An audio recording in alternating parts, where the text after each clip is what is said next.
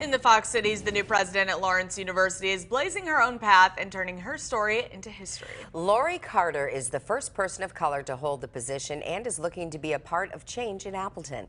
Local 5's Faith Alford got a chance to sit down with her to talk about her journey and hopes for the community.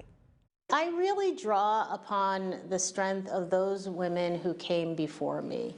You know, I had an incredible mother, grandmother, and aunts who lived through such trials and tribulations, through Jim Crow, through the civil rights movement, through things that I can't even imagine. Lawrence University welcoming in its 17th president, the first person of color voted into the position, but the most fascinating part of her story is that higher education was once an unlikely path for her. I loved law school. I had my offer to go off into the prosecutor's office, and my boss at Juilliard said, "Have you ever thought about staying at Juilliard and setting up a legal department?" This isn't the first time President Carter has trailblazed. In fact, she did so in New York City. I remember 6 months after I started at Juilliard, I wanted to leave because I was the first African-American administrator. I felt really alone, and I was in New York City.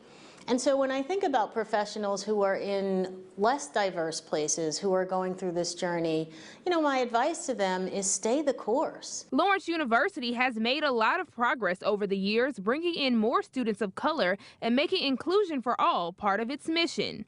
President Carter looking to build on that foundation while also navigating the challenges and changes of education. Well, higher ed is shifting beneath our feet, and we have to be able to lead through that. But most importantly, we have to know what our students and their families require of us, what society demands of us, and we have to be prepared to be ahead of the curve. Laurie Carter doesn't want to just improve Lawrence. She's hoping to influence the community of Appleton. Appleton is a place that is working on building its diversity, who wants folks to have a sense of belonging.